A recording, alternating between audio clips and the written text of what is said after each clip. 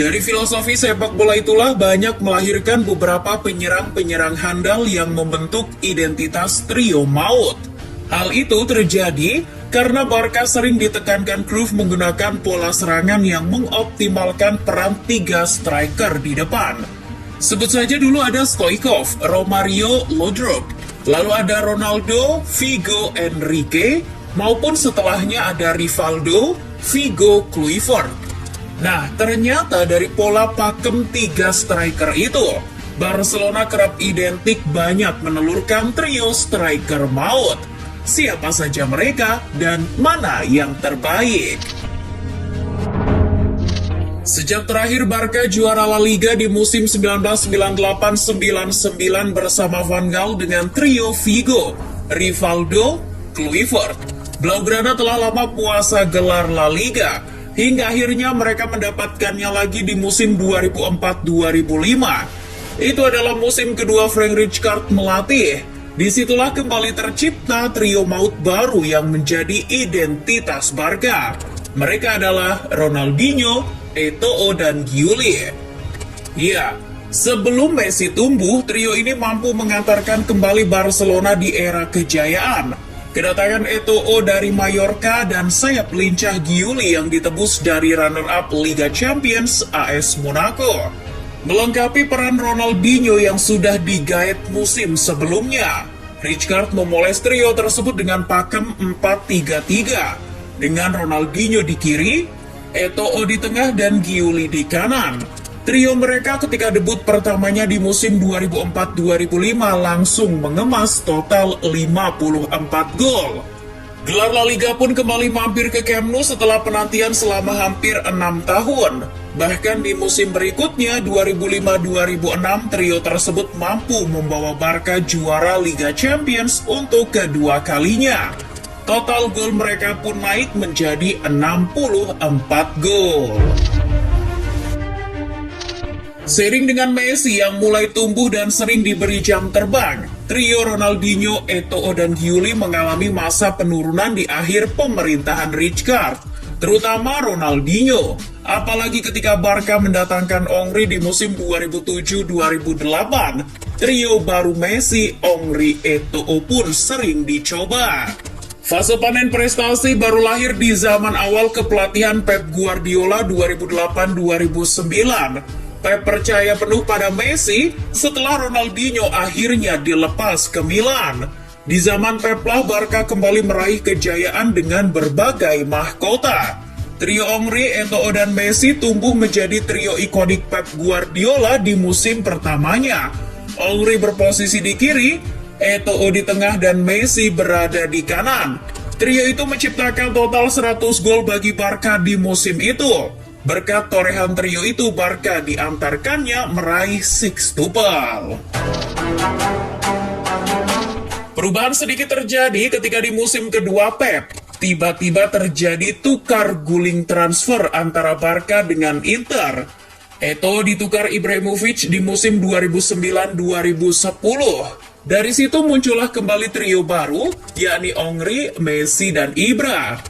Namun trio tersebut tak bisa bertahan lama. Keberadaan Henry yang sudah menurun pelan-pelan mulai digantikan oleh Pedro Rodriguez maupun Bojan yang sering dipercaya Pep. Meski begitu, keberadaan Ibra sempat menunjukkan ciri khas tersendiri bagi identitas trio penyerang Barca ketika itu. Dari jumlah gol ketiganya, total mengemas 78 gol musim itu. Namun, gelar prestisius Liga Champions belum mampu mereka raih.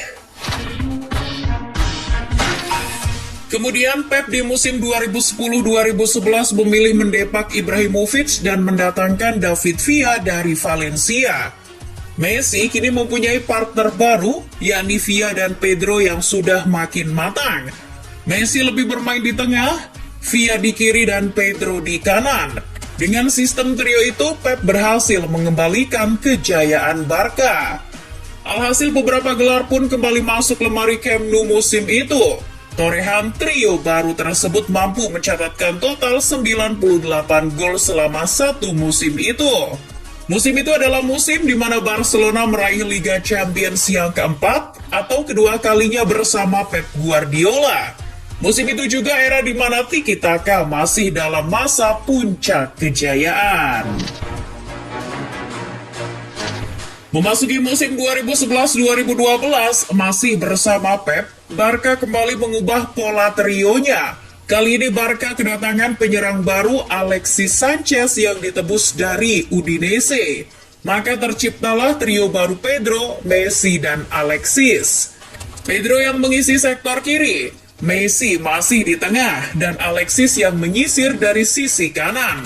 Total gol trio tersebut dalam satu musimnya termasuk signifikan, yakni mencapai 100 gol. Namun sayang torehan gol mereka itu belum mampu membawa Barca pertahankan gelar La Liga. Selain gagal mempertahankan La Liga, di Liga Champions pun mereka gagal mengantarkan Barca ke partai puncak.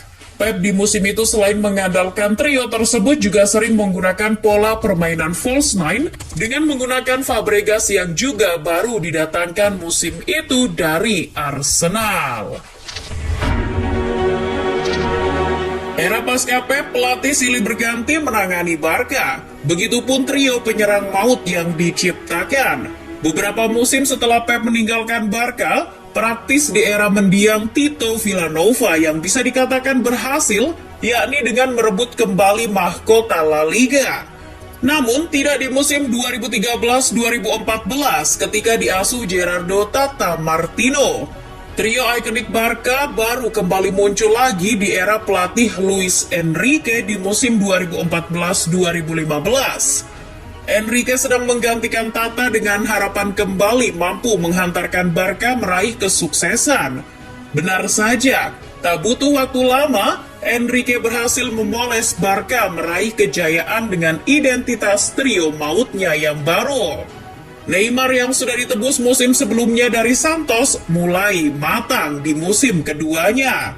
Messi tetap memimpin lini penyerangan Barca. Ditambah transfer cerdik mendatangkan Luis Suarez dari Liverpool, menjadikan komposisi trio maut baru, Messi, Suarez, dan Neymar, atau lebih dikenal dengan trio MSN.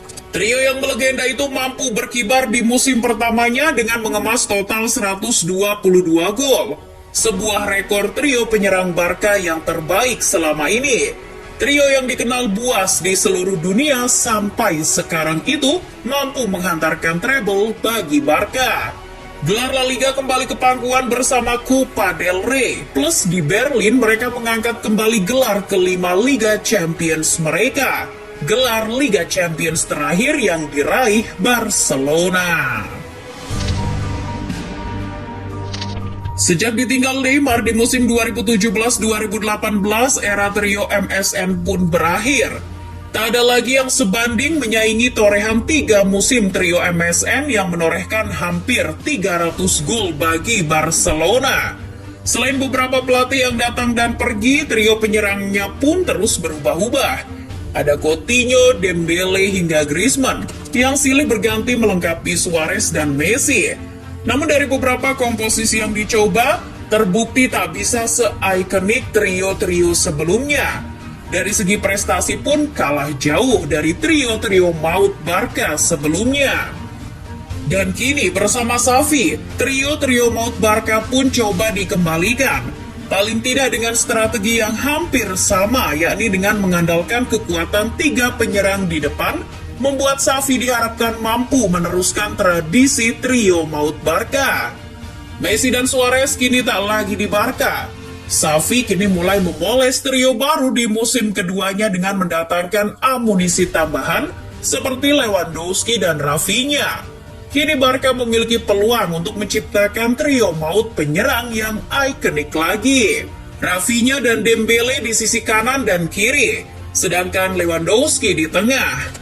Paling tidak inilah wajah baru trio penyerang Barca sekarang. Apakah mungkin trio tersebut bisa berprestasi seperti para pendahulunya?